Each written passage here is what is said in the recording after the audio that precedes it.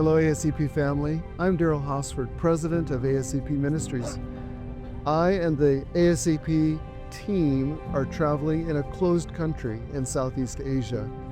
We're traveling from the capital city, several hundred miles by train, to one of our ASCP mission schools. Several years ago, before this rail line was built, I rode part of the way in a sleeping bus that took over 8 hours. It's not an easy trip. Today for our travel, we'll be in the train for 2.5 hours. Riding this train, I can't help but think about the millions of people that we pass by in towns, villages, entire regions that don't even know about the hope we find in Jesus. It's almost unimaginable that in today's world, there are still over 3 billion people who haven't heard the gospel, and over 5.8 million of those are here in this closed country. Each place we pass has its own story, its own people, living their lives, facing their challenges, searching for purpose. And yet for so many, the message of Jesus has never reached them. It's like watching the train go by without it ever stopping, or anyone getting off to tell them that there's a God who loves them.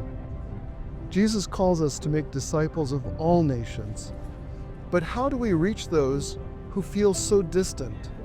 Sometimes it's about going ourselves. Other times it's about supporting those who are already on the ground, people who speak the language, understand the culture, and can share the gospel in ways that connect deeply. Here at ASCP Ministries, we're doing exactly that, reaching into some of the hardest to reach places with trained local missionaries who know the language and the culture.